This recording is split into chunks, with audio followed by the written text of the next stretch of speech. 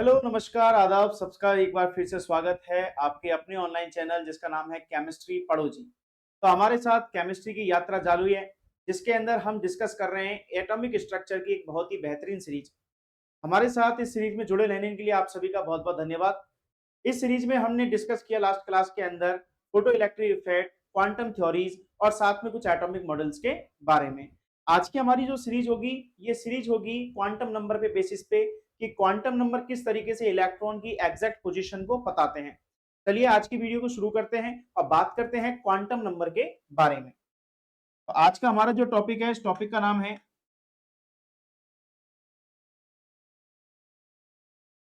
Quantum number. आज का topic क्या है हमारा? आज का टॉपिक है क्वांटम नंबर। चलिए क्वांटम नंबर को डिस्कस करते हैं। क्वांटम नंबर बेसिकली क्या होता है? अगर मैं इसको भी समझाने से पहले बात करूं एक नॉर्मल जानकारी के बारे में। अगर मुझे सपोज कीजिए इंडिया में रह रहे किसी व्यक्ति के घर पे पहुंचना है, इंडिया में कोई व्यक्ति है, मुझे उसके घर तक जाना है, तो उसके लिए बेसिकली मुझे कुछ स्टेप्स फॉलो करने होंगे। सबसे पहले मुझे ये पता लगाना होगा कि वो किस स्टेट के अंदर है। यानी सबसे पहली चीज कौन सी हो गई? स्टेट। मुझे सबसे पहले क्या पता लगाना है? उसका स्टेट पता लगाना है कि इसका स्टेट कौन सा है। सेकंड क्या पता लगाऊंगा? डिस्ट्रिक्ट, तो उसका डिस्ट्रिक्ट कौन सा है। डिस्ट्रिक्ट के बाद क्या पता लगाऊंगा? उसका लोकल एरिया, कि उसका लोकल एरिया कौन सा है। और लास्ट स्टेप उसका हाउस नंबर। अगर मुझे इंडिया में किसी व्यक्ति के घर पे जाना है, तो उसके लिए मुझे 4 स्टेप्स फॉलो करने पड़ेंगे। क्या? सबसे पहले पता लगाना होगा कि वो इंडिया की किस स्टेट के अंदर है। सेकंड थिंग ये पता लगाना है वो किस डिस्ट्रिक्ट के अंदर है। डिस्ट्रिक्ट के बाद पता लगाना है कि उसका लोकल एरिया कौन सा है, वो किस वार्ड के अंदर रहता है, उसके एरिया का नाम क्या है। और चौथा और सबसे लास्ट स्टेप उसका हाउस नंबर। एक पर्टिकुलर हाउस नंबर होते हैं, उस हाउस नंबर से हम पता लगा सकते हैं कि भाई उस आदमी का घर ये है। तो ये 4 तरीके हैं, इन चारों तरीके से हम कहां तक पहुंच सकते हैं? उस व्यक्ति के पास तक पहुंच सकते हैं। इसी तरीके से इलेक्ट्रॉन्स का भी एक एड्रेस होता है। जी हाँ, एटम के अंदर भी इलेक्ट्रॉन का एक एड्रेस होता है। सबसे पहले हमको एटम के अंदर पता लगाना होता है कि उसका शेल कौन सा है। उसका शेल कौन सा है। शेल के अंदर ये पता लगाते हैं कि उसका सबशेल कौन सा है। और सबशेल के अंदर पता लगाते हैं कि उसका ऑर्बिटल कौन सा है। और फिर लास्ट में पता लगाते हैं कि उसका स्पिन कौन सा है। उसका कौन सा स्पिन कौन सा है। अब स्पिन क्या होगा? तो याद रखना, एक ऑर्बिटल में 2 इलेक्ट्रॉन होते हैं और दोनों इलेक्ट्रॉन अपने एंटी पैरेलल होते हैं। एक की डायरेक्शन होती है क्लॉकवाइज और एक की डायरेक्शन होती है एंटी क्लॉकवाइज। तो इस तरीके से 4 स्टेप्स फॉलो करके हम इलेक्ट्रॉन की एग्जैक्ट पोजीशन पता लगा सकते हैं कि एटम में वो किस पोजीशन पर है। तो सबसे पहली स्टेप कौन सी है? सेल। सेल को हम ऑर्बिट भी बोल सकते हैं, एनर्जी लेवल भी बोल सकते हैं। इसके बाद आता है सब सेल। सब सेल को हम क्या बोल सकते हैं? सब एनर्जी लेवल भी बोल सकते हैं और सब ऑर्बिट भी बोल सकते हैं। देन आता है ऑर्बिटल, और ऑर्बिटल के अंदर कौन सा है? वो एंटी क्लॉकवाइज या क्लॉकवाइज, तो उसको बोलेंगे अपन स्पिन कौन सा है। क्लियर? तो क्वांटम नंबर निकालने के लिए हमको टोटल 4 क्वांटम नंबर्स के बारे में डिस्कस करना होगा। चलिए समझते हैं इसको। 4 क्वांटम नंबर कौन कौन से हैं? तो सबसे पहला क्वांटम नंबर आएगा प्रिंसिपल क्वांटम नंबर। सबसे पहला नंबर है प्रिंसिपल क्वांटम नंबर। प्रिंसिपल के बाद में अगला आएगा secondary quantum number. Secondary quantum number. और देन इसके बाद आएगा बेटा कौन सा? Magnetic quantum number. के बाद आता है मैग्नेटिक क्वांटम नंबर। और सबसे लास्ट में क्या पता लगाना है? इसका स्पिन। तो स्पिन से बन जाएगा spin quantum number.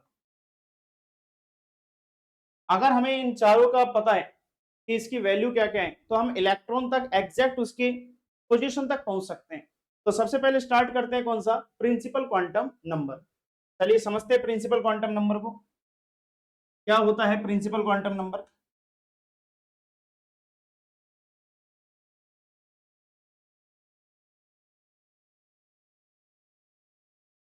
Principal quantum number को रिप्रेजेंट किया था किसने?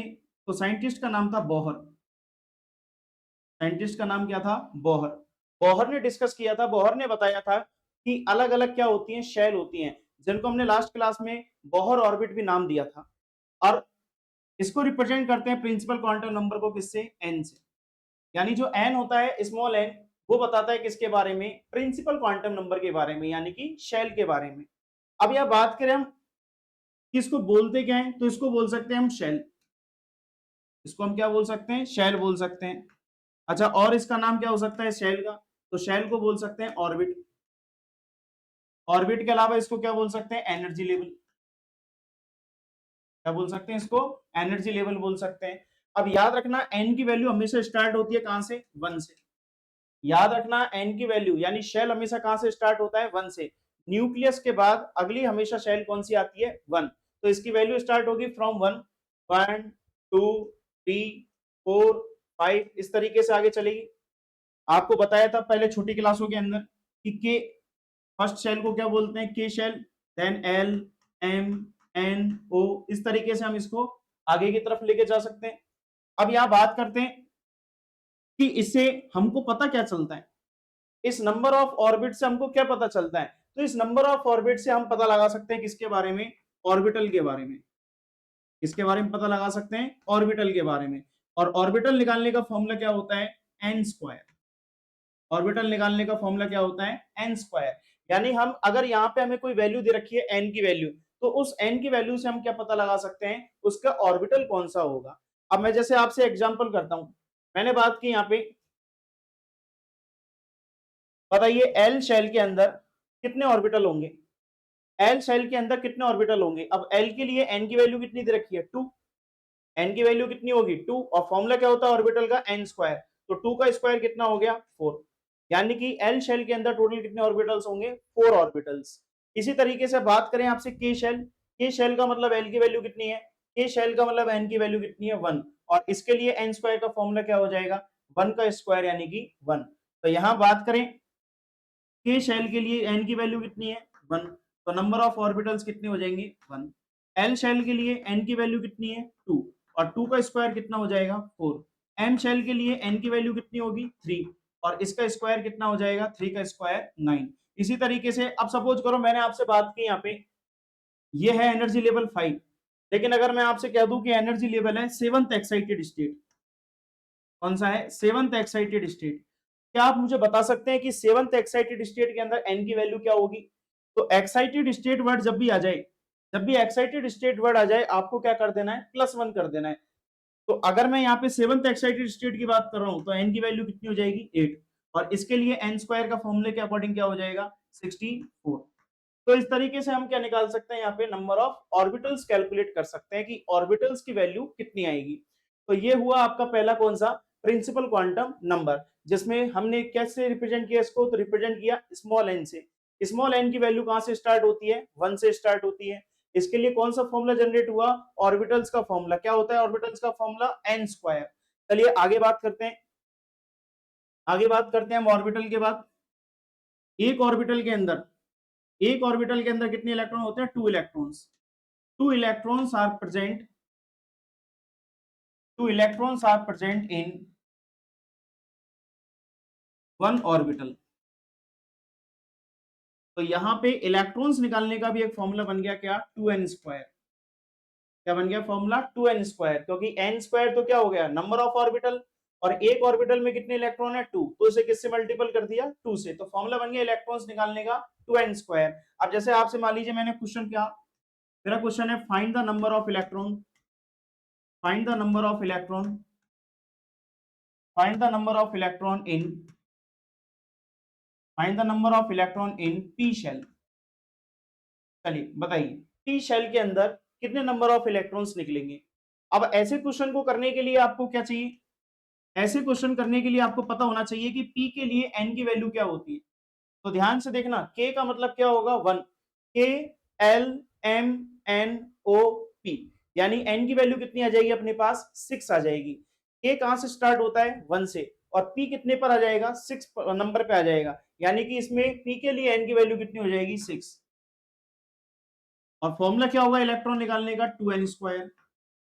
तो यहाँ पे क्या रख सकते हैं, 2 इंटू 6 का स्क्वायर, और 6 का स्क्वायर कितना होता है, 36, और इलेक्ट्रॉन्स आगे कितने बेटा, 72। क्या आप इस तरीके से नंबर ऑफ ऑर्बिटल्स और नंबर ऑफ इलेक्ट्रॉन्स कैलकुलेट कर सकते हैं। बहुत ही इजी है, आपको सिर्फ फॉर्मूला याद करना है। अगर ऑर्बिटल का फॉर्मूला याद है तो इलेक्ट्रॉन को 2 से मल्टीपल कर सकते हैं। तो इलेक्ट्रॉन निकालने का फॉर्मूला क्या बन जाएगा यहाँ पे 2n²। आगे बढ़ते हैं, बात करते हैं, एक और फॉर्मूला आता है इसमें जिसका फॉर्मूला है orbit angular momentum. Orbit angular momentum निकालने का फॉर्मूला,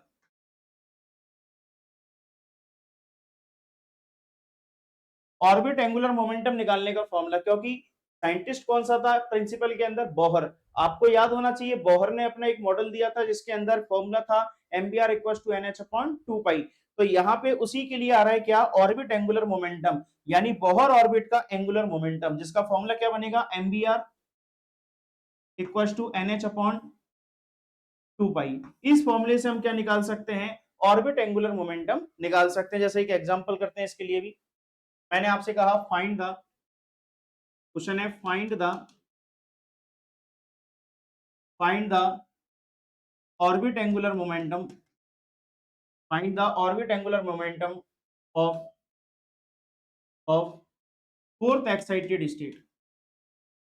चलिए बताइए, फोर्थ एक्साइटेड स्टेट के लिए ऑर्बिट एंगुलर मोमेंटम क्या होगा। अभी आपको फॉर्मूला बताया था mvr = nh/2 तो आपको सिर्फ क्या करना है, n की वैल्यू को पुट कर देना है। अगर ध्यान से देखें तो क्या लिखा हुआ है, fourth excited state. Excited state means क्या होता है, +1। अगर थर्ड एक्साइटेड स्टेट होता तो उसमें +1 करते कितना आ जाता, 4। और यहाँ कितना एक्साइटेड स्टेट है, फोर्थ एक्साइटेड स्टेट। तो फोर्थ एक्साइटेड स्टेट के अंदर n की वैल्यू कितनी आ जाएगी, 5। तो यहाँ पे हम फॉर्मूला लिख सकते हैं, फॉर्मूला क्या होता है ऑर्बिट एंगुलर मोमेंटम का, फॉर्मूला होता है mvr = nh/2। आपको सीधी वैल्यू रख देनी है यहाँ पे, mvr और h/2 को सॉल्व नहीं करना, आपको सीधा n की वैल्यू को पुट कर देना है। तो n की वैल्यू यहाँ पे कितनी हो जाएगी, 5, और आपका आंसर आ गया 5h/2। क्या बात सभी को क्लियर है। कितने फॉर्मूले बने प्रिंसिपल क्वांटम नंबर में, 3 फॉर्मूले। पहला formula for orbital n², second formula for electron 2n², and third formula is orbit angular momentum which is equal to mvr = nh/2। Clear है बात सभी को। यहाँ पे याद रखना m4 क्या होगा, मास। किसके लिए मास, मास किसके लिए बात चल रही है, इलेक्ट्रॉन के लिए, तो mass of electron. v4 velocity, r4 radius, n का मतलब हो गया एनर्जी लेवल, h को सभी जानते हैं क्या होता है, प्लांक्स कांस्टेंट। कौन सा कांस्टेंट, प्लांक्स कांस्टेंट। और पाई की वैल्यू कितनी होती है, 22/7 या फिर 3.14। चलिए आगे अगला डिस्कस करते हैं quantum number. Next quantum number discuss करते हैं जिसका नाम है secondary quantum number. Secondary quantum number, secondary quantum number क्या होता है, आइए समझते हैं। सबसे पहले इसको किसने बताया, किस साइंटिस्ट ने इसके बारे में बताया, तो साइंटिस्ट का नाम है एजी म्यूथल। इसलिए इसको हम बोल सकते हैं एजी म्यूथल क्वांटम नंबर। किससे रिप्रेजेंट करते हैं, तो रिप्रेजेंट करते हैं स्मॉल एल से। किससे रिप्रेजेंट करते हैं, स्मॉल एल। किसको इंडिकेट करता है ये, तो ये इंडिकेट करता है सब शेल को। किसको इंडिकेट करता है ये, सब शेल को। अच्छा, सब शेल के अलावा क्या बोल सकते हैं, तो इसको बोल सकते हैं सब ऑर्बिट। और क्या बोल सकते हैं इसको, तो इसको बोल सकते हैं सब एनर्जी लेवल। आगे बात करें एल की वैल्यू, एन की वैल्यू कहां से स्टार्ट होती थी, 1 से, लेकिन एल की वैल्यू कहां से स्टार्ट होगी, 0 से। तो यहाँ एल के लिए वैल्यू क्या क्या आ सकती है, तो एल के लिए वैल्यू आ सकती है 0, 1, 2, 3, इस तरीके से। अच्छा, 0 का नाम क्या होगा, जैसे वहां पे n1 को क्या बोलते थे, के शेल, 2 को बोलते थे एल शेल। इसी तरीके से यहाँ L0 को बोला जाता है s ऑर्बिटल। कौन सा ऑर्बिटल, s। s के बाद क्या चलेगा, s के बाद p, d, f। चलिए बताइए अगला क्या होगा, d, उसके बाद h। क्लियर है बात सभी को। तो l हमेशा कहां से स्टार्ट होगा, 0 से। इसलिए हम ये बोल सकते हैं, इसलिए हम क्या बोल सकते हैं कि n is always greater than l, यानी कि principal quantum number, principal quantum number हमेशा बड़ा होगा किससे, सेकेंडरी क्वांटम नंबर से। क्यों, क्योंकि n हमेशा कहां से स्टार्ट होता है, 1 से, जबकि l की वैल्यू कहां से स्टार्ट होती है, 0 से। तो n is always greater than to l। आइए आगे समझते हैं, फॉर्मूला आता है यहाँ पे ऑर्बिटल निकालने का फॉर्मूला, और ऑर्बिटल निकालने का फॉर्मूला बनता है यहाँ पे 2l+1। फॉर्मूला क्या बनता है यहाँ पे, 2l+1। ये 2l+1 में आप l की वैल्यू को पुट करोगे तो क्या निकल जाएगा, नंबर ऑफ ऑर्बिटल। चलिए अगर मैं आपसे पूछूं कि इलेक्ट्रॉन निकालने का फॉर्मूला क्या बनेगा, तो आपको पता होना चाहिए कि अगर मैं इस पूरी वैल्यू को 2 से मल्टीपल कर दूं, अगर मैं इस पूरी वैल्यू को किससे मल्टीपल कर दूं, 2 से, तो वो किसका फॉर्मूला आ जाएगा, इलेक्ट्रॉन का फॉर्मूला। 2 से क्यों मल्टीपल किया, इसको 2 से मल्टीपल क्यों किया, क्योंकि एक ऑर्बिटल में कितने इलेक्ट्रॉन होते हैं, 2, तो इसलिए यहाँ पे इस फॉर्मूले को किससे मल्टीपल करेंगे, 2 से मल्टीपल करेंगे। चलिए आगे हम समझते हैं, इसके एक एग्जांपल लेते हैं, बात करते हैं number of orbitals in s subshell. चलिए बताओ एस के अंदर सब शेल कितने होंगे। अब एस के लिए एल की वैल्यू कितनी है, 0, तो अगर मैं यहाँ पे 0 रखूंगा, ऑर्बिटल निकालने के लिए फॉर्मूला क्या होता है, 2l + 1। अगर एल की वैल्यू को 0 पुट किया जाएगा तो आपके पास कितने ऑर्बिटल आ जाएंगे, 1 ऑर्बिटल आ जाएंगे, 1। चलिए बताइए इसी तरीके से पी के अंदर कितने होंगे, पी के अंदर कितने ऑर्बिटल होंगे, तो पी के लिए फॉर्मूले में एल की वैल्यू क्या आएगी, 1। तो यहां से क्या रख सकते हैं फॉर्मूले में, फॉर्मूला क्या होता है, 2l + 1, यानी 2 × 1 + 1 कितना आ गया भाई, कितना आ गया इसका, 3 आ गया, यानी number of orbitals in P कितने होंगे, 3। चलिए आगे बात करते हैं डी के लिए।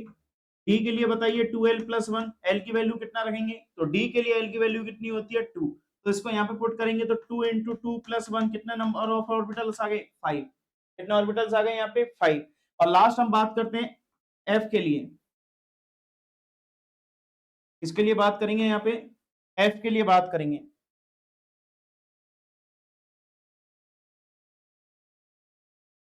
चलिए बताओ एफ के लिए क्या होगा, एफ के लिए फॉर्मूला बनेगा 2l + 1, और एफ के लिए एल की वैल्यू कितनी होती है, 3, तो यहां पे रख देंगे 3 + 1 कितना आ जाएगा, 7। क्लियर है बात सभी को। और आपके एग्जाम के अकॉर्डिंग यहाँ पे केवल 4 ही सबशेल हमको पढ़नी है, कौन कौन सी, एस, पी, डी और एफ। एस में ऑर्बिटल कितने हैं, 1, पी में ऑर्बिटल कितने हैं, 3, डी में ऑर्बिटल कितने हैं, 5, और एफ में ऑर्बिटल कितने होंगे, 7। क्या बात सभी को समझ में आ रही है, तो आप यहां से क्या इलेक्ट्रॉन्स भी निकाल सकते हैं, जैसे मैंने कहा, बताइए एस में एक ऑर्बिटल है, एस में कितना ऑर्बिटल है, एक, पी में कितने ऑर्बिटल है, 3, डी में कितने ऑर्बिटल है, 5,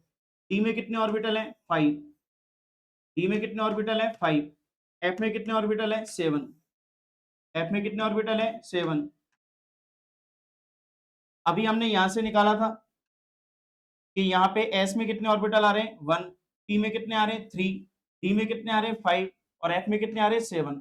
तो हमने उसको यहाँ पे इस तरीके से बॉक्स के फॉर्म में बना लिया, बॉक्स की फॉर्म में, कि एस ऑर्बिटल में कितने हैं, 1, पी में कितने ऑर्बिटल है, 3, डी में कितने ऑर्बिटल है, 5, एफ में कितने ऑर्बिटल है, 7। आपको स्टार्टिंग में एक बात बताई थी, एक ऑर्बिटल में मैक्सिमम कितने इलेक्ट्रॉन हो सकते हैं, 2 इलेक्ट्रॉन्स। तो चलिए मुझे भर के बताइए इलेक्ट्रॉन्स कितने होंगे। तो अगर मैं एस की बात करूं, एक ऑर्बिटल है, मैक्सिमम कितने इलेक्ट्रॉन्स आ सकते हैं, 2 इलेक्ट्रॉन, कितने इलेक्ट्रॉन्स आ सकते हैं, 2। पी में कितने ऑर्बिटल्स है, 3, तो यहाँ पे टोटल इलेक्ट्रॉन्स कितने आएंगे, तो यहाँ टोटल इलेक्ट्रॉन्स आएंगे 6।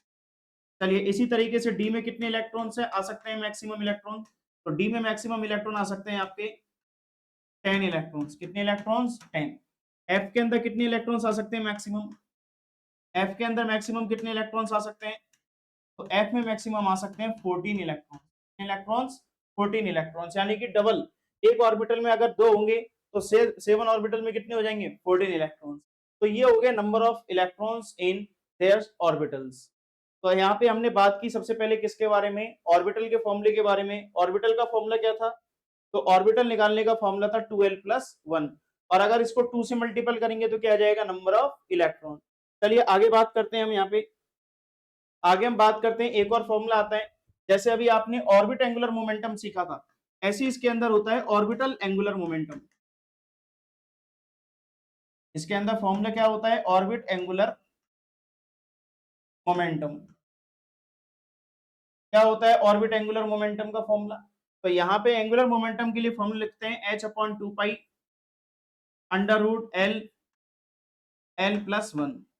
आप इस फॉर्मूले को लगा के क्या निकाल सकते हैं, ऑर्बिटल एंगुलर मोमेंटम निकाल सकते हैं। फॉर्मूला क्या बना, h/2 √L L+1। आप इस फॉर्मूले से निकाल सकते हैं ऑर्बिट एंगुलर मोमेंटम। चलिए एक एग्जांपल करते हैं, यहाँ पे एक एग्जांपल करते हैं। मान लीजिए मैंने बोला आपको कि यदि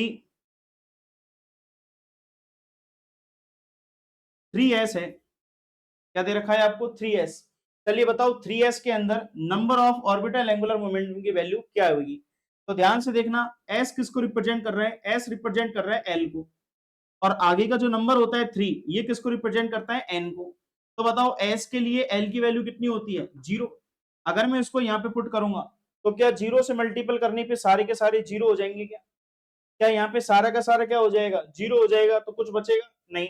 आगे हम बात करें, मान लीजिए मैंने बोला आपसे 3p, मैंने आपसे क्या बोला 3p। बताइए 3p के अंदर p के लिए l की वैल्यू कितनी होगी, तो l की वैल्यू कितनी हो जाएगी 1। चलिए इसके लिए बताइए मुझे एंगुलर मोमेंटम कितना होगा, ऑर्बिटल एंगुलर मोमेंटम। तो l की वैल्यू क्या रखेंगे 1, तो ये हो जाएगा 1, 1 प्लस 1 कितना हो गया 2, तो ये आ जाएगा h अपॉन 2 पाई, h अपॉन 2 पाई। फॉर्मूला रखेंगे l के लिए वैल्यू 1 कितना आ जाएगा अंडर रूट 2, कितना आ जाएगा अंडर रूट 2। और यहाँ पे अगर हम बात करेंगे अंडर रूट 2 की, तो ये आंसर आ गया आपके अंडर रूट 2h अपॉन 2 पाई। क्या बात सभी को समझ में आ गई। क्या हम यहाँ से अंडर रूट 2h अपॉन 2 पाई भी कर सकते हैं। अच्छा इसको भी हम एक और फॉर्म बना सकते हैं, इसके भी एक और फॉर्म बना सकते हैं। क्या बताओ, मैं अंडर रूट 2h अपॉन 2 पाई को क्या लिख सकता हूं, क्या मैं 2 पाई को ऐसे लिख दूं under root 2 into under root 2 into into pi, क्या मैं ऐसे लिख सकता हूं। तो एक अंडर रूट 2 से एक अंडर रूट 2 कट जाएगा, तो क्या बचेगा यहाँ पे h अपॉन अंडर रूट 2 पाई। क्या बात सभी को क्लियर है। आपका ऑप्शन अगर ये नहीं आया तो ये भी आ सकता है। इसमें आपको क्या करना है, इस 2 की वैल्यू को अंडर रूट 2 के फॉर्म में लिख लेना है और आपस में कैंसिल आउट कर लेना है। चलिए आगे बढ़ते हैं, एक और करते हैं क्वेश्चन। मैंने आपको क्वेश्चन दिया, फाइंड द, क्वेश्चन है find the orbital angular momentum,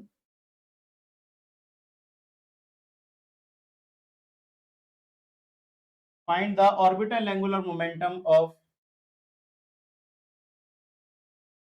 3D shell. चलिए क्वेश्चन को करके बताइए, इसमें 3D सेल के लिए ऑर्बिटल एंगुलर मोमेंटम क्या होगा। एक बार देखिए और बताइए इसका आंसर क्या होगा, इसका आंसर क्या होगा भाई, जल्दी करके बताएं, जल्दी करके बताएं इसका आंसर क्या होगा।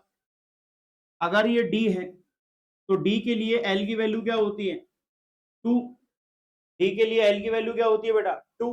अगर मैं फॉर्मूला रखूं h upon 2 pi under root l plus 1, तो क्या बनेगा h अपॉन 2 पाई, l की जगह कितना रख दूंगा 2, तो 2 प्लस 1 3, और 3 2 जा क्या हो जाएगा यहाँ पे 6, यानी अंडर रूट 6। क्या बात सभी को क्लियर है। आपका आंसर क्या आ गया अंडर रूट 6 h अपॉन 2 पाई। आगे बढ़े, अब इसके बाद बात करते हैं नेक्स्ट,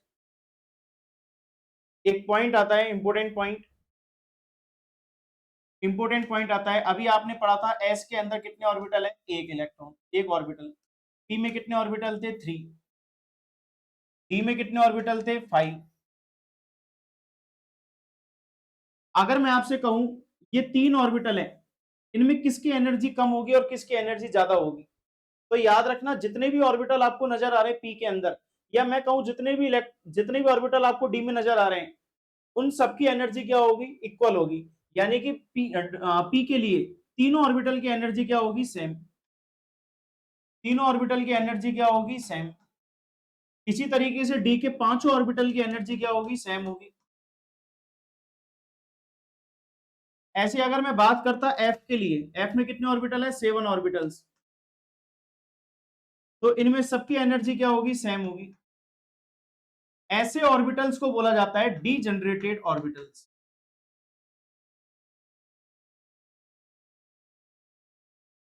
ऐसे ऑर्बिटल को क्या बोलते हैं बेटा डीजनरेटेड ऑर्बिटल्स। तो डीजनरेटेड ऑर्बिटल्स क्या होते हैं, orbitals which have same number of energy और सेम अमाउंट ऑफ एनर्जी, उन एनर्जी ऑर्बिटल्स को बोला जाता है डीजनरेटेड ऑर्बिटल्स। क्वेश्चन काफी बार सिली क्वेश्चंस पूछ लेता है कि how many number of degenerated orbitals in S orbital, बताइए एस ऑर्बिटल में डीजनरेटेड ऑर्बिटल्स कितने होंगे, तो आपका आंसर कितना आएगा 0, क्योंकि वहां पे केवल एक ही ऑर्बिटल होता है, वहां पे ज्यादा ऑर्बिटल नहीं होते। जबकि मैं बात करूं how many number of degenerated orbitals in p orbital, तो पी में कितने होंगे 3 ऑर्बिटल। डी में कितने होंगे डीजेनरेटेड ऑर्बिटल्स 5, एफ में कितने होंगे डीजेनरेटेड ऑर्बिटल्स 7। क्लियर है बात सभी को? यानी कि जिनमें ऑर्बिटल्स एक से ज्यादा होते हैं उन सभी को मिला के क्या बोल देते हैं अपन, डीजेनरेटेड ऑर्बिटल्स बोल देते हैं। चलिए आगे बात करते हैं अपन। इसके बाद में थर्ड नंबर पे क्वांटम नंबर आता है। थर्ड नंबर पे क्वांटम नंबर आता है, इसका नाम है magnetic quantum number.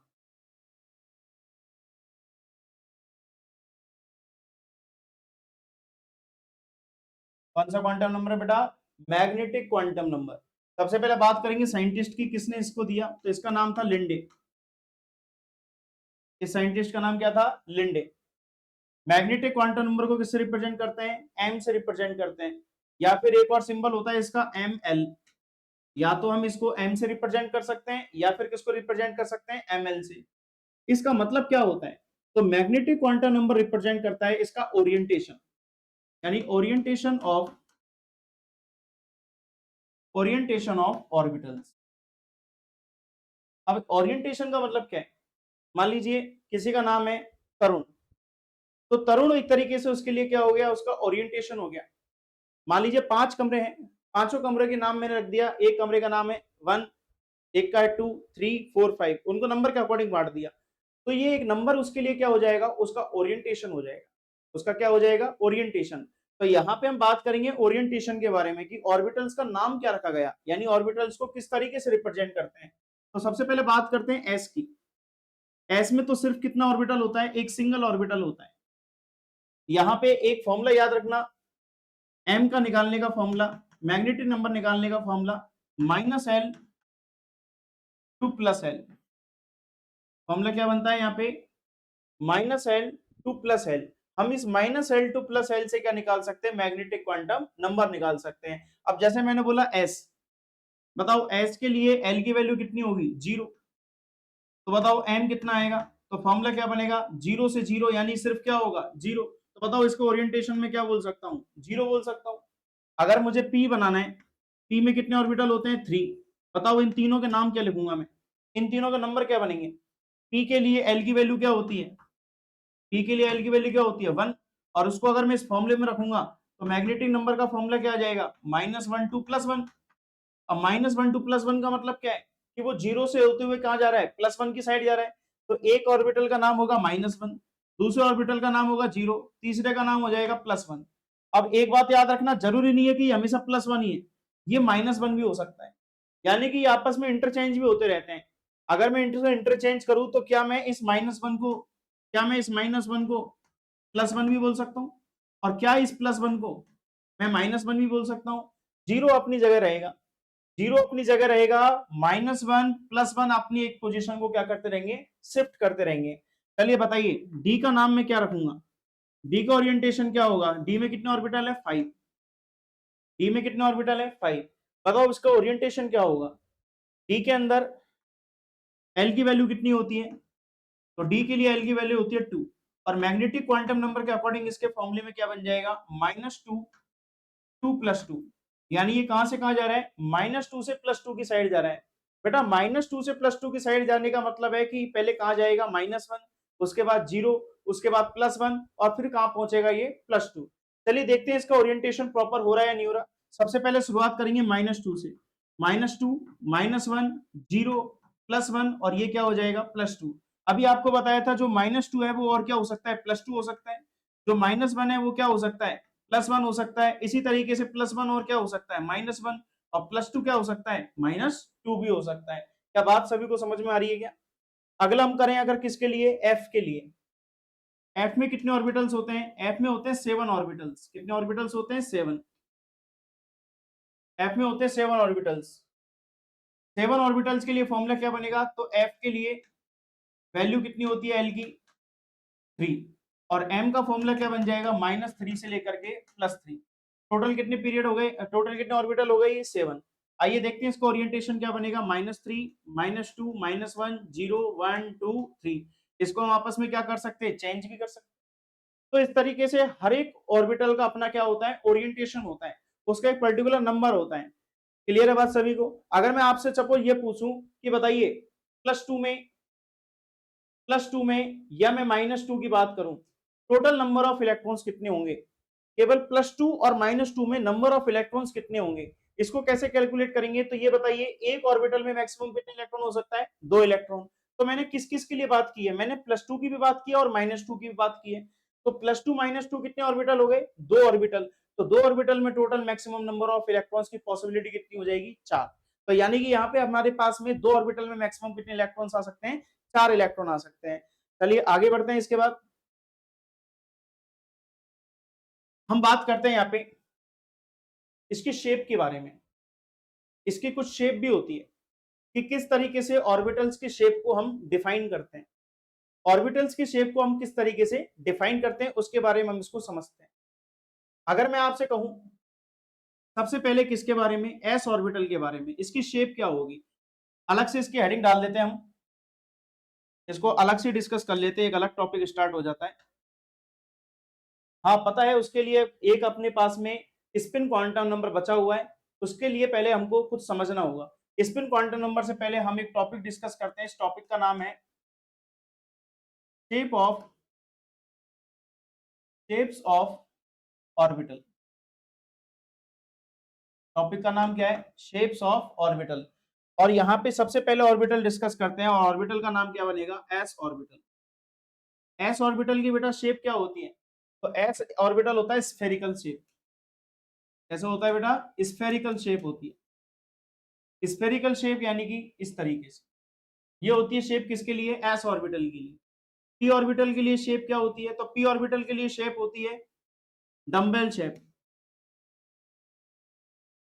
Dumbbell shape का मतलब इस तरीके से, याद रखना एक साइन होता है पॉजिटिव और एक साइन होता है नेगेटिव। ये कोई चार्ज नहीं है, मैं ये कोई चार्ज नहीं बता रहा आपको कि माइनस चार्ज है पॉजिटिव चार्ज है। ये जो मैंने पॉजिटिव नेगेटिव सिग्नल्स बनाए, ये एक तरीके से क्या है, वेव फंक्शन है। ये किसको शो कर रहा है, वेव फंक्शन को शो कर रहा है। आगे हम एक टॉपिक पढ़ेंगे जिसका नाम होगा श्रोडिंगर वेव इक्वेशन। उस श्रोडिंगर वेव इक्वेशन के अकॉर्डिंग वेव फंक्शन को डिजाइन करते हैं, जिसका एक कैसा बनता है, पॉजिटिव, और एक पॉइंट कौन सा बनता है, नेगेटिव। तो यहाँ पे एक पॉजिटिव और एक क्या हो गया, नेगेटिव। अगले हम बात करें डी ऑर्बिटल की। डी ऑर्बिटल की शेप होती है डबल डंबल। डी ऑर्बिटल की शेप कैसी होती है, डबल डंबल शेप होती है। अब डबल डंबल को अगर हम बनाएं तो कैसे बनाएंगे, ध्यान से देखना। एक ऑर्बिटल ऐसे, दूसरा ऑर्बिटल डाउन साइड, ये दो तरीके के ऑर्बिटल हो गए। तो यहाँ पे दो प्लस हो जाएंगे और दो क्या हो जाएंगे, माइनस। ध्यान रखना यहाँ पे दो क्या हो जाएंगे, प्लस, और दो क्या हो जाएंगे, माइनस। ये एक वेव फंक्शन है।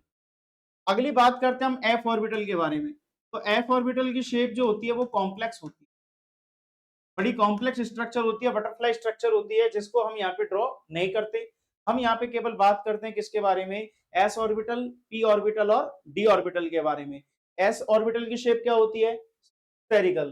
पी ऑर्बिटल की शेप कैसी होती है, डम्बेल। और डम्बेल में एक पॉजिटिव पॉइंट और दूसरा नेगेटिव पॉइंट, और ये पॉइंट किसको डिफाइन करता है, वेव फंक्शन को डिफाइन करता है। इसी तरीके से डी ऑर्बिटल की शेप कैसी होती है, तो डी ऑर्बिटल की शेप होती है यहाँ पे डबल डम्बेल। कैसी शेप होती है, डबल डम्बेल, जिसके दो होते हैं पॉजिटिव पॉइंट और दो कैसे पॉइंट होते हैं, इसके नेगेटिव पॉइंट। क्या बात सभी को क्लियर है। आगे हम बात करें, इसमें एक हेडिंग आती है नोडल प्लेन। एक हेडिंग आती है, इसका नाम क्या है, नोडल प्लेन। नोडल प्लेन क्या होता है, नोडल प्लेन क्या होता है, तो नोडल प्लेन का मतलब होता है कि 3D स्पेस में एक ऐसी जगह, 3D स्पेस में एक ऐसी जगह जहां इलेक्ट्रॉन्स की मिलने की प्रोबेबिलिटी क्या हो, 0। अगर मैं आपसे कहूं बताइए, अगर मैं आपसे कहूं बताइए, एटम के सबसे अंदर कौन है, न्यूक्लियस। न्यूक्लियस के बाद ये कौन सी शेल है, फर्स्ट शेल, ये है सेकंड शेल, ये है थर्ड शेल। मैं अगर आपसे पूछूं बताइए कि मुझे इस जगह इलेक्ट्रॉन मिलने की प्रोबेबिलिटी क्या होगी, ये जो मैंने ग्रीन कलर से बनाया हुआ है, मुझे बताओ इस ग्रीन वाली जगह पे इलेक्ट्रॉन मिलने की प्रोबेबिलिटी क्या होगी। क्या कोई बच्चा मुझे बता सकता है कि इस जगह इलेक्ट्रॉन मिलने की प्रोबेबिलिटी क्या होगी, तो आपका आंसर आएगा सर 0। यहाँ पे इलेक्ट्रॉन मिलने की प्रोबेबिलिटी होगी 0%, यानी कि कोई प्रोबेबिलिटी नहीं है। क्यों, क्योंकि इलेक्ट्रॉन कहां मिलेगा आपको, इलेक्ट्रॉन आपको मिलेगा इस पॉइंट पे। इलेक्ट्रॉन आपको किस पॉइंट पे मिलेगा, तो इलेक्ट्रॉन आपको मिलेगा इस वाले पॉइंट पे, यस और नो। तो इसका मतलब 3D में जो बीच बीच में स्पेस आ रहा है, ये 3D के अंदर जो बीच बीच में स्पेस आ रहा है, इस बीच वाले स्पेस पे कोई भी पॉइंट अगर हम बनाते हैं तो उस पॉइंट पे इलेक्ट्रॉन मिलने की प्रोबेबिलिटी क्या होगी, जीरो होगी।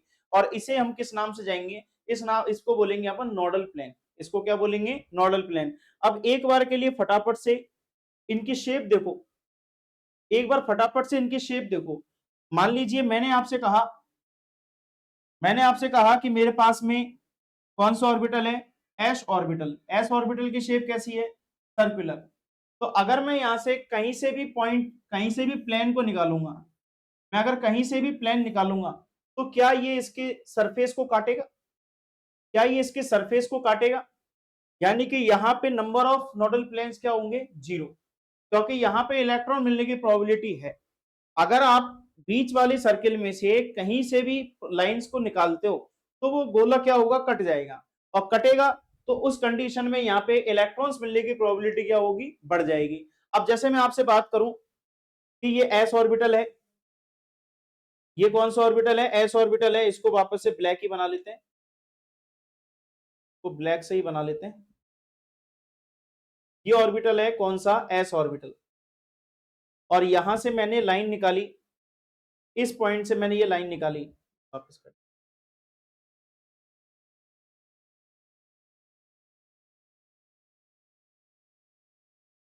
ये मैंने लाइन निकाली, इसका नाम रख दिया ए, इसका क्या नाम रख दिया, ए। एक मैंने लाइन निकाली बीच में से, इसका नाम रख दिया बी। आप मुझे क्या बता सकते हैं कि कौन से पॉइंट पे, कौन से प्लेन पे नंबर ऑफ इलेक्ट्रॉन्स मिलने की प्रोबेबिलिटी सबसे ज्यादा होगी? तो ध्यान रखना, जैसे जैसे आप एस ऑर्बिटल में आगे मिडिल पॉइंट पे जाते जाओगे, तो मिडिल पॉइंट पे जाते जाते नंबर ऑफ इलेक्ट्रॉन्स मिलने की प्रोबेबिलिटी क्या हो जाएगी, हाई हो जाएगी। तो अगर मैं यहां से आपसे पूछूं, बताइए इसका ऑर्डर क्या होगा, इलेक्ट्रॉन मिलने की प्रोबेबिलिटी सबसे ज्यादा किस में होगी? तो सबसे ज्यादा इलेक्ट्रॉन मिलने की प्रोबेबिलिटी होगी बी के अंदर, और बी से कम किस में होगी, ए के अंदर। क्या बात सभी को समझ में आ रही है कि जैसे जैसे अपन इस लाइन को काटते हैं और मिडिल पॉइंट पे पहुंचते हैं, तो मिडिल पॉइंट पे क्या होगा, इलेक्ट्रॉन्स मिलने की प्रोबेबिलिटी, मिडिल पॉइंट पे इलेक्ट्रॉन्स मिलने की प्रोबेबिलिटी, यहां पे इलेक्ट्रॉन मिलने की प्रोबेबिलिटी क्या होगी, electron finding of probability of, probability of finding of electron,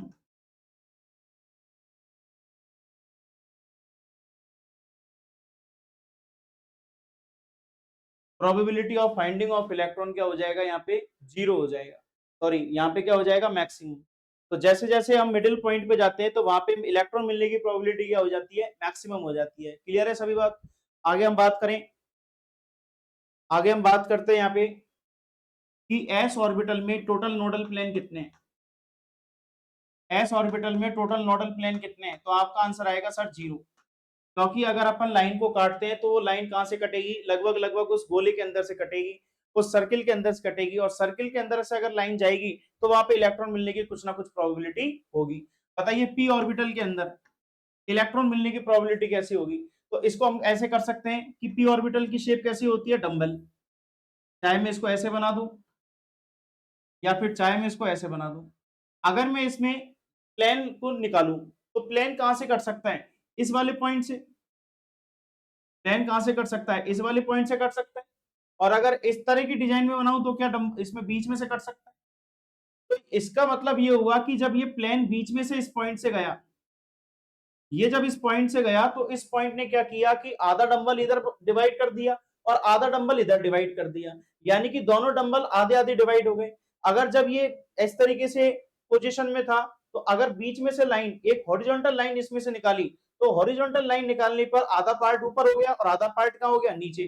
क्या कहीं से भी कोई डंबल कटा, क्या कहीं से भी कोई भी डंबल कटा? तो इसका मतलब इस पोजीशन में इस लाइन को क्या बोला जाएगा, इस लाइन को क्या बोला जाएगा? तो इस लाइन को बोला जाएगा,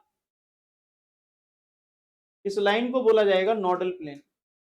इस लाइन को क्या बोला जाएगा, नोडल प्लेन। तो बताइए पी ऑर्बिटल के अंदर टोटल नोडल प्लेन्स कितने होंगे, पी ऑर्बिटल के अंदर टोटल नोडल प्लेन कितने होंगे? तो अगर हम इसको कैलकुलेट करें, अगर हम इसके नोडल प्लेन को कैलकुलेट करें अगर हम इसके नोडल प्लेन को कैलकुलेट करें तो पी के अंदर कितने ऑर्बिटल्स होते हैं? 3। पी में कितने ऑर्बिटल होते हैं? 3। अगर मैं इसकी डायरेक्शन की बात करूं तो एक का नाम हो जाएगा पी एक्स, एक को क्या बोल सकते हैं? पी वाई, और एक को क्या बोल सकते हैं? P Z. अगर मैं पी एक्स का डायग्राम बनाऊं तो ये कौन सी एक्सिस हो गई? X axis. पी ऑर्बिटल की शेप कैसी होती है? डम्बल। तो यानी कि अगर मैं इस एक्सिस के ऊपर, अगर मैं इस एक्सिस पे क्या बना दूं? एक डंबल बना दूं। इस एक्सिस पे क्या बना दूं? डंबल। तो बताओ मुझे इसके पास कौन कौन सी नोडल प्लेन हो सकती है? क्या मैं एक इसके ऊपर से वाई निकाल दूं? क्या एक में इसके ऊपर से वाई निकाल दूं? और क्या मैं एक इसके ऊपर से क्या निकाल दूं? जेड निकाल दूं? तो कितने नोडल प्लेन बन गए? ये 2 नोडल प्लेन। किसके लिए? पीएक्स के लिए। तो पीएक्स में कितने नोडल प्लेन होंगे? तो पीएक्स में नोडल प्लेन हो जाएंगे 2। इसी तरीके से अगर मैं बात करूं पी वाई की, तो पी वाई का ग्राफ कैसे बनेगा? पी वाई का ग्राफ कैसे बनेगा? क्या मैं इसको वाई एक्सिस ले लूं, और वाई एक्सिस पे क्या बनेगा? तो वाई एक्सिस पे बनेगा यहाँ पे, क्या ये वाई एक्सिस पे बनेगा? अब इसमें कौन कौन से प्लेन निकाल सकते हैं? तो एक प्लेन निकल जाएगा एक्स, और एक प्लेन कौन सा निकल जाएगा यहाँ से? एक प्लेन यहाँ से कौन सा निकल जाएगा? जेड। तो बताओ टोटल प्लेन कौन से हो गए? तो एक प्लेन हो गया जेड, आज पेन ही काम नहीं कर रहा, और एक प्लेन कौन सा हो जाएगा यहाँ पे? एक्स। तो यहाँ पे टोटल नोडल प्लेन कितने हो जाएंगे वाई के लिए? 2। इसी तरीके से जेड की बात करेंगे तो जेड में भी कितने नोडल प्लेन हो जाएंगे बेटा? 2 नोडल प्लेन हो जाएंगे। तो अगर मैं टोटल ऑल ओवर की बात करूं कि बताओ how many number of total nodal plane are present in p orbital, तो पी एक्स, पी वाई और पी जेड तीनों के अंदर टोटल मिला के कितने हो जाएंगे यहाँ पे? 6 नोडल प्लेन्स। बट अगर मैं बात करूं सिर्फ पर्टिकुलर पी एक्स की या पी वाई की या पी जेड की, तो इस पर्टिकुलर के अंदर कितने नोडल प्लेन होंगे? 2। आगे बात करते हैं अपन डी ऑर्बिटल के लिए। आगे हम बात करते हैं किसके लिए? डी ऑर्बिटल के लिए। अगर मैं डी ऑर्बिटल की बात करूं तो डी में कितने ऑर्बिटल्स होते हैं टोटल? वैसे 5। डी में टोटल नोडल प्लेन्स, इसमें ऑर्बिटल्स कितने होंगे? 5। अगर मैं इसको ओरिएंटेशन दूं, इसका ओरिएंटेशन क्या बनेगा? तो एक बनेगा डी एक्स वाई, एक हो जाएगा डी वाई जेड, एक का हो जाएगा डी जेड एक्स, एक के लिए क्या हो जाएगा? D x square y square, और एक का हो जाएगा डी जेड स्क्वायर। ये इसका ओरिएंटेशन होगा। अब ये मैंने कैसे किया, आइए इसको समझते हैं। शुरुआत के जो आपको 3 नजर आ रहे हैं, कौन कौन सा? D x y, d y z और डी जेड एक्स। अगर इसका ओरिएंटेशन बनाते हैं तो इसका ओरिएंटेशन में जो एक्सिस बनेगी वहां पे ऑर्बिटल्स कहां लाई करेंगे? इसके एक्सिस के बीच में। यानी कि ये 3 ग्राफ कैसे बनेगा? Between the axis. ये 3 ग्राफ कैसे बनेंगे? Between the axis. चलिए बिटवीन द एक्सिस के लिए ग्राफ बनाते हैं। सबसे पहले बनाते हैं डी एक्स वाई। एक एक्सिस कौन सी है? एक्स, और दूसरी एक्सिस कौन सी हो जाएगी? वाई। अगर मैं इसके लिए ग्राफ बनाऊं तो डी ऑर्बिटल की शेप कैसी होती है? Double dumbbell. डी ऑर्बिटल की शेप कैसी होती है? Double dumbbell. तो यहां से मैं डबल डंबल निकालता हूं, देखो ध्यान से। एक डंबल तो ये, और एक डंबल हो गया ये वाला। यस और नो? तो ये बन गया एक्स और वाई का ग्राफ। कैसे बना? Between the axis. किसके बीच में बना? एक्सिस के बीच में बना। बताओ यहाँ पे नंबर ऑफ नोडल प्लेन कौन सा हो सकता है? मैं किस पॉइंट पे जाकर के इसके अंदर से नोडल प्लेन निकाल सकता हूं? बताओ, वाई और एक्स है, तो यहाँ पे नोडल प्लेन कौन सा बन सकता है? क्या यहाँ पे नोडल प्लेन जेड के अकॉर्डिंग बन सकता है? किसके अकॉर्डिंग बन सकता है? जेड के अकॉर्डिंग। अगर जेड के अकॉर्डिंग बनेगा तो एक का नाम हो जाएगा जेड वाई, और एक का नाम क्या हो जाएगा? Z x. यानी कि यहाँ पे टोटल नोडल प्लेन कितने बनेंगे? 2 बनेंगे। एक तो किसके रेस्पेक्ट में बनेगा? वाई की रेस्पेक्ट में। एक तो किसके रेस्पेक्ट में बनेगा? वाई की रेस्पेक्ट में। और दूसरा किसकी रेस्पेक्ट में बनेगा? एक्स की रेस्पेक्ट में। यानी कितने नोडल प्लेन हो जाएंगे? 2 नोडल प्लेन। इसी तरीके से अगर मैं ग्राफ बनाऊं किसके लिए? वाई जेड के लिए, तो इसका ग्राफ कैसे बनेगा? इसको बोल दिया वाई और इसको बोल दिया जेड। ग्राफ बनेगा बिटवीन द एक्सिस, यानी कि दो इसके अंदर क्या बनेंगे? इसके अंदर 2 बनेंगे।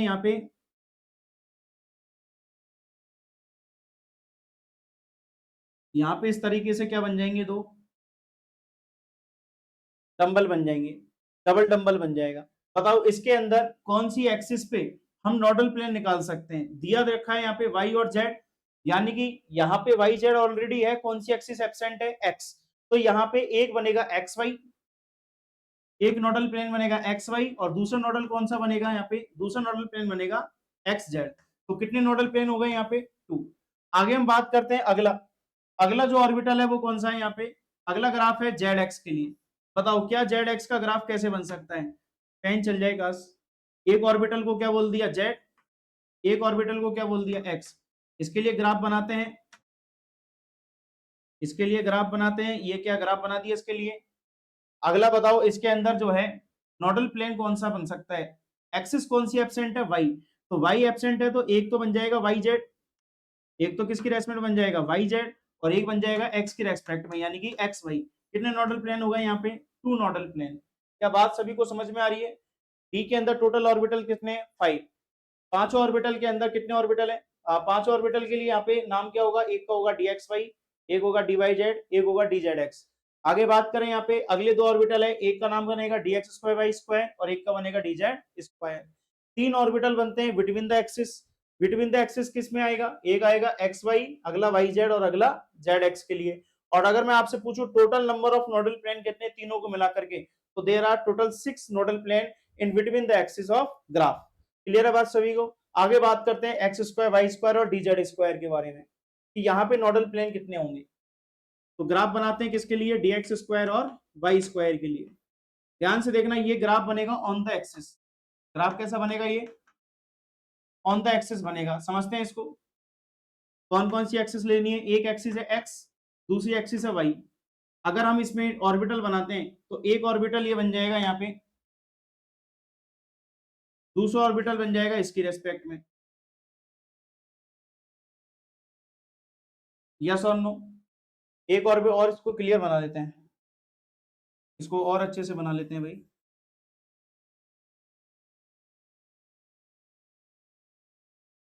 एक्स वाई, एक ऑर्बिटल ये, दूसरा ऑर्बिटल ये बन गया किसके एक्सिस पे, ये बन गया ऑन द एक्सिस।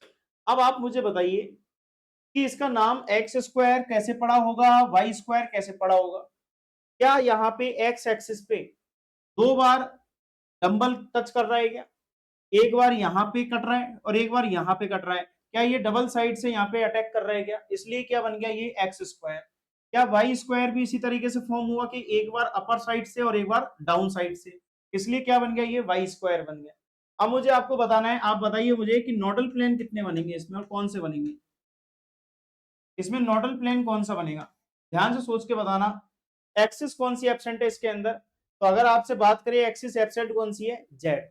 यानी कि एक किसके रेस्पेक्ट में बनेगा, वाई की रेस्पेक्ट में, और दूसरा किसकी रेस्पेक्ट में बनेगा, एक्स की रेस्पेक्ट में। यानी कि यहाँ पे भी कितने नोडल प्लेन बन जाएंगे, टू नोडल प्लेन्स। कितने नोडल प्लेन बन जाएंगे यहाँ पे, टू नोडल प्लेन। अब हम बात करते हैं, लास्ट ग्राफ आता है किसके लिए, जेड स्क्वायर के लिए, जिसका नाम होगा डी जेड स्क्वायर। ये सबसे इंपॉर्टेंट है, आपसे क्वेश्चन करेगा तो कहां से करेगा, डी जेड स्क्वायर से करेगा। क्यों, क्योंकि यहाँ पे नोडल प्लेन जीरो होता है। यहाँ पे नोडल प्लेन क्या होते हैं बेटा, जीरो। किसके लिए, जेड स्क्वायर के लिए। जबकि एक्स स्क्वायर वाई स्क्वायर के लिए या डी एक्स वाई के लिए या d y z d z x के लिए कितने थे, टू। लेकिन यहाँ पे नोडल प्लेन क्या होंगे, जीरो होंगे। कैसे होंगे आइए इसको समझते हैं। अगर मैं इसका सबसे पहले ग्राफ बनाऊं, अगर मैं इसका ग्राफ बनाऊं, और थोड़ा सा बड़ा ग्राफ बना लेते हैं क्योंकि इसमें अपने को जगह ज्यादा चाहिए। इसको मैं और बड़ा बना लेता हूं, यहां से शुरू कर देता हूं। आज पेन को क्या हो गया, ये कौन सी एक्सिस मान ले, जेड। अब देखो जेड पे कैसे बनेगा ग्राफ, जेड पे ग्राफ देखिए समझ गया। एक डंबल तो ये तैयार हो गया, क्लियर है सभी को। एक डंबल इसके अंदर भी तैयार कर देंगे, जैसे यहां से बना दिए डंबल।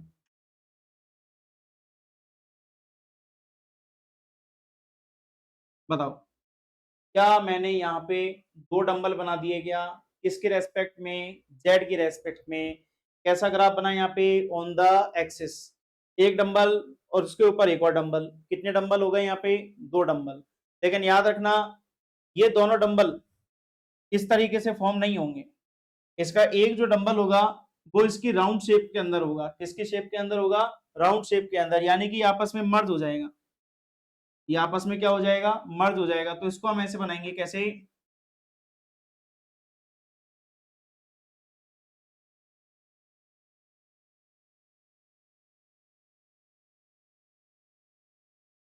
ध्यान से देखना, इसको हम ऐसे बना सकते हैं। अगर मैं इसको तो हटा दूं, ध्यान से देखना, एक डंबल ये हो गया, हो रहा है,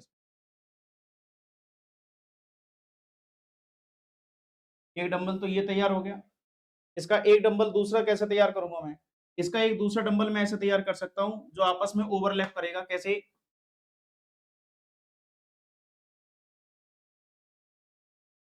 इस तरीके से। अब ये पता कैसे बनाए? देखो ध्यान से समझना, कोशिश करना समझने की। ये जैसे एक्सिस है, कौन सी? Z axis. अब एक तो इस एक्सिस के पैरेलल है, एक तो इस एक्सिस के पैरेलल बना हुआ है और दूसरा इसकी तरफ बना हुआ है। यानी कि ये इस तरीके से है कि अगर मैं जैसे एक पेन और लूं,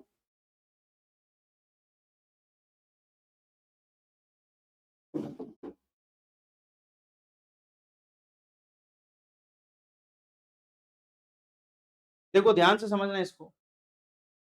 एक प्लेन ये है जेड एक्सिस में, तो एक तो हो गया इसके पैरेलल और एक हो जाएगा इसके पैरेलल। यानी कि दोनों एक दूसरे के क्या हो जाएंगे? पैरेलल हो जाएंगे इस तरीके से। क्या बात समझ में आ रही है? तो एक तो देखने वाले के सामने की तरफ हो गया और एक अपर साइड हो गया, ये दोनों साइड हो गया। अब इस दोनों साइड की होने की वजह से जो दूसरा वाला डंबल बनेगा वो आपस में क्या हो जाएगा? ओवरलैप कर जाएगा, इस तरीके से राउंडेड फॉर्म में आ जाएगा। और इसको कौन सा ग्राफ बोल देंगे? D z square. कौन सा ग्राफ बोलेंगे यहाँ पे? D z square. अब सवाल ये आता है कि यहाँ पे number of nodal plane zero कैसे हुए? यहाँ पे number of nodal plane zero कैसे हुए? अब तुम ये बताओ कि यहां से प्लेन कैसे निकालोगे? अगर ये जेड है तो एक एक्स से निकाल सकते हो, लेकिन एक्स पे तो कौन सा टच कर रहा है? यहाँ पे ये गोला वाला टच कर रहा है, जो इसके अंदर ओवरलैप हो रखा है, ये टच करेगा। अच्छा, दूसरी एक्सिस कौन सी बची यहाँ पे? वाई। वाई पे तो एक तरीके से अगर मैं इसको ऐसे बनाऊंगा, सीधी तरफ अंदर जाएगा, तो वो कौन सी एक्सिस पे आ रहा है? ऑलरेडी वाई एक्सिस पे टच करेगा। तो यानी कि यहाँ पे हम किसी भी तरीके से एक सीधा नोडल प्लेन नहीं बना सकते। अब इसके लिए तरीका क्या है? इसके लिए तरीका क्या है? इसके लिए तरीका है कि यहाँ पे हमें कॉनिकल प्लेन्स बनाने पड़ेंगे। कैसे? अगर मैं अगर मैं इसको ऐसे बना दूं,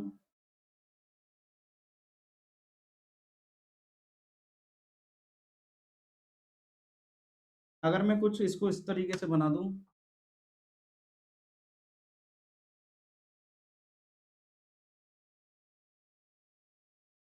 क्या हो रहा है? हाँ, अगर मैं इसको इस तरीके से बना दूं,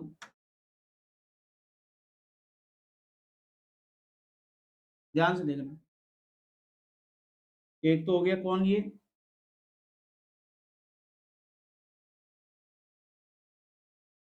एक हो गया, ये दूसरा। क्या ये दो हो गए क्या? और अगर दो हो गए तो ये वाले एरिया में, इस एरिया में इलेक्ट्रॉन मिलने की प्रोबेबिलिटी क्या होगी? इस एरिया में इलेक्ट्रॉन मिलने की प्रोबेबिलिटी क्या होगी? तो इस एरिया में इलेक्ट्रॉन मिलने की प्रोबेबिलिटी क्या होगी? जीरो। तो यहाँ पे हमारे नोडल प्लेन्स क्या होते हैं? जीरो।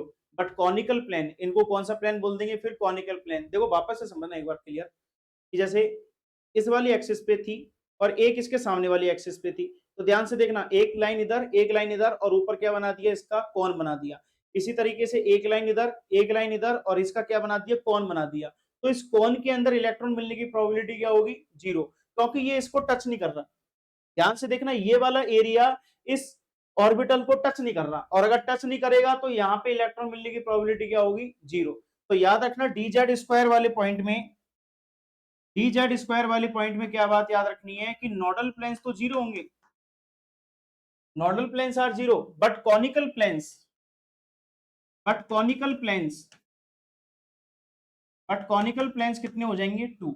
एक कॉनिकल प्लेन अपर साइड और दूसरा conical plane down side. Clear है बात सभी को? और कॉनिकल प्लेन का एक और नाम होता है, कॉनिकल प्लेन को हम एक और नाम दे सकते हैं, इसको बोल सकते हैं नोडल सरफेस। इसको क्या बोल सकते हैं? नोडल सरफेस बोल सकते हैं। क्या बात सभी को क्लियर है? क्या बात सभी को क्लियर है? एक बार वापस देखना, मैंने आपको क्या बताया था? मैंने आपको बताया एस ऑर्बिटल के अंदर नोडल प्लेन क्या होंगे? जीरो। अच्छा, नोडल प्लेन क्या होते हैं? तो ऐसी जगह जहां पे इलेक्ट्रॉन मिलने की प्रोबेबिलिटी क्या होती है? Zero. 3D space, the space in 3D where the probability of finding of electron is zero, this is called nodal plane। s orbital में नंबर ऑफ नोडल प्लेन कितने? जीरो। p में number of order nodal plane कितने p के अंदर? तो six. Six किसके according? यहाँ पे कितने ऑर्बिटल है? तीन ऑर्बिटल। एक ऑर्बिटल के अंदर नोडल प्लेन कितने होंगे? टू। तो total number of nodal plane in p orbital कितने हो जाएंगे? सिक्स। आगे हमने यहाँ पे बात की थी किसके बारे में? डी के बारे में। डी में चेक कीजिए, डी में कितने ऑर्बिटल थे 5, इसका ओरिएंटेशन बनाया dxy dyz dzx, इन तीनों का ग्राफ कैसा बनेगा बिटवीन द एक्सिस, और जो सी एक्सिस खाली होगी, जो भी एक्सिस इसके अंदर खाली होगी, जैसे x और y है बट कौन सी नहीं है, z नहीं है, तो z पहले तो किसकी रेस्पेक्ट में बनाएगा, y की रेस्पेक्ट में, फिर किसकी रेस्पेक्ट में बना रहा है, x की रेस्पेक्ट में, तो टोटल नोडल प्लेन कितने हो गए यहाँ पे 2, तो यहाँ पे इस तरीके से 2 nodal plane plus 2 nodal plane plus 2 nodal plane कितने हो गए यहाँ पे 6 नोडल प्लेन। आगे हमने बात की थी किसके बारे में, यहाँ पे एक ग्राफ आया था dx स्क्वायर वाई स्क्वायर, कौन सा ग्राफ आया था dx स्क्वायर वाई स्क्वायर, तो dx स्क्वायर वाई स्क्वायर में अगर हम नोडल प्लेन की बात करें तो यहाँ पे नोडल प्लेन बनेगा जो एक्सिस यहाँ पे एब्सेंट है, अगर x है और y है तो कौन सी एक्सिस एब्सेंट होगी यहाँ पे z, तो इसलिए हमने यहाँ पे बना दिया दो नोडल प्लेन, एक बनेगा x के रेस्पेक्ट में और एक बन जाएगा किसके रेस्पेक्ट में, y की रेस्पेक्ट में।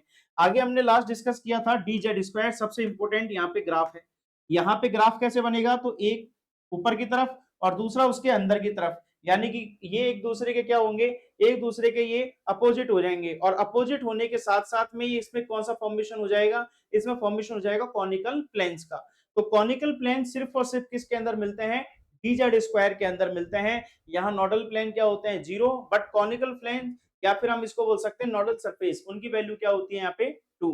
क्या बात सभी को क्लियर है, तो ये एक तो आपका टॉपिक क्लियर हुआ, कौन सा, पोजीशन या फिर शेप्स ऑफ ऑर्बिटल। अब हम हमारे मेन टॉपिक पे आते हैं, हमारे मेन टॉपिक पे आते हैं हम, और टॉपिक चल रहा था मैग्नेटिक क्वांटम नंबर, कौन सा टॉपिक चल रहा था, मैग्नेटिक क्वांटम नंबर। आगे हम यहाँ पे बात करते हैं कि मैग्नेटिक क्वांटम नंबर में हमने एक फॉर्मूला डिस्कस किया था जिसका फॉर्मूला था m equal to minus l to plus l, formula क्या था यहाँ पे minus l to plus L.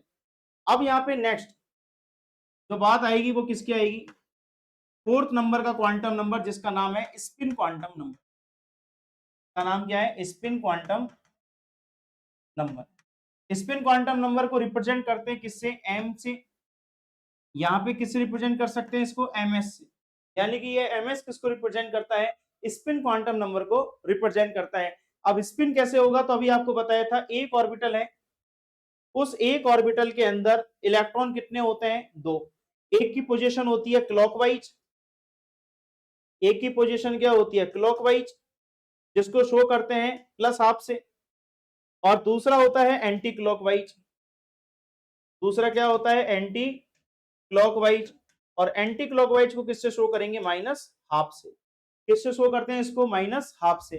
तो एक चलता है क्लॉकवाइज यानी घड़ी के अकॉर्डिंग, जिसको अपन क्या बोल सकते हैं, जिसको अपन बोल सकते हैं दक्षिणावर्त, हिंदी में क्या बोल सकते हैं दक्षिणावर्त, और एक होता है एंटी क्लॉकवाइज जिसको बोलते हैं वामावर्त।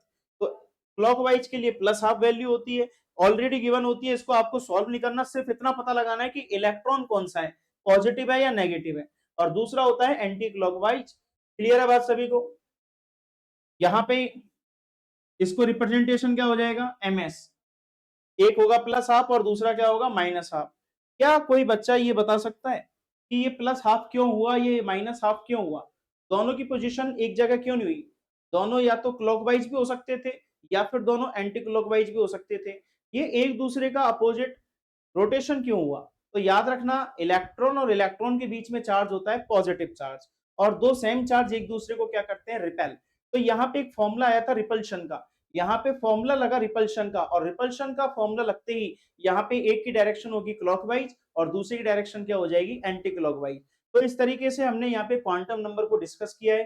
कितने क्वांटम नंबर थे, चार टाइप के क्वांटम नंबर थे, प्रिंसिपल क्वांटम नंबर, दूसरा सेकेंडरी क्वांटम नंबर, तीसरा था मैग्नेटिक क्वांटम नंबर, और चौथा था यहाँ पे स्पिन क्वांटम नंबर। क्लियर है बात सभी को, चलिए आगे देखते हैं, आगे देखते हैं। आपको एक क्वेश्चन देता हूं, मैंने आपसे क्वेश्चन दिया, क्वेश्चन है which energy orbital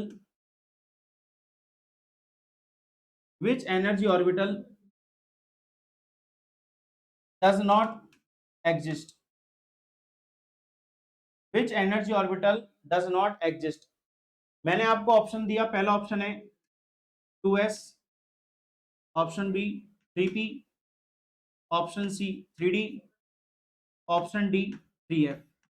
क्या आप मुझे इन चारों ऑप्शन में से बता सकते हैं कि कौन सा एनर्जी ऑर्बिटल पॉसिबल नहीं है, कौन सा एनर्जी ऑर्बिटल यहाँ पे नहीं बनेगा, कौन सा एनर्जी ऑर्बिटल यहाँ पे नहीं बनेगा, कौन सा हो सकता है। तो इसको सॉल्व करने के लिए अपन को क्या पता होना चाहिए कि n की वैल्यू हमेशा बड़ी होती है किससे, l से। Principal quantum number is always greater than secondary quantum number. अब इसके लिए चेक करो, n की वैल्यू कितनी है 2, l की वैल्यू कितनी है, यहाँ पे s के लिए l की वैल्यू कितनी होती है 0, तो यानी कि ये पॉसिबल है, ये बन सकता है। अगला देखो यहाँ पे 3 और p चेक करो, तो n की वैल्यू क्या हो गई यहाँ पे 3, आगे वाला जो नंबर होता है वो प्रिंसिपल क्वांटम नंबर को रिप्रेजेंट करता है, तो 3 क्या हो गया यहाँ पे प्रिंसिपल क्वांटम नंबर। अच्छा अगर मैं पूछूं आपसे, बताओ p के लिए l की वैल्यू कितनी होगी, तो p के लिए l की वैल्यू कितनी हो जाएगी 1, क्या ये भी पॉसिबल है, पॉसिबल है। अगला देखो 3d, n की वैल्यू कितनी है 3, l की वैल्यू कितनी है यहाँ पे 2, तो क्या ये पॉसिबल है, बिल्कुल पॉसिबल है, क्योंकि l छोटा हो रहा है किससे, n से। लेकिन अगर हमें इसे चेक करें तो n की वैल्यू तो आ रही है 3, लेकिन l की वैल्यू कितनी आ रही है, तो l की वैल्यू f के लिए कितनी होती है 3, क्या ये दोनों सेम आ रहे हैं क्या, और सेम कभी भी पॉसिबल नहीं होता, तो हमारा आंसर आ जाएगा ऑप्शन नंबर डी। इस तरीके से आपसे छोटे छोटे क्वेश्चंस कर सकता है, कहां से, क्वांटम नंबर से, कि n और l के अंदर बीच में रिलेशन जो आएगा, उस रिलेशन के अकॉर्डिंग हमें पहचानना है कि कौन सा एनर्जी ऑर्बिटल पॉसिबल है या कौन सा ऑर्बिटल यहाँ पे पॉसिबल नहीं है। चलिए एक तरीके से और क्वेश्चन करते हैं, एक और क्वेश्चन, क्वेश्चन है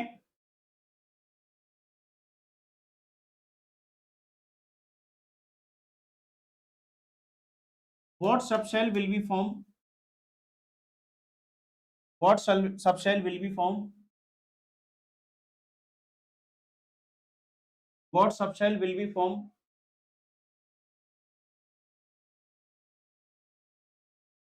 from the following quantum number।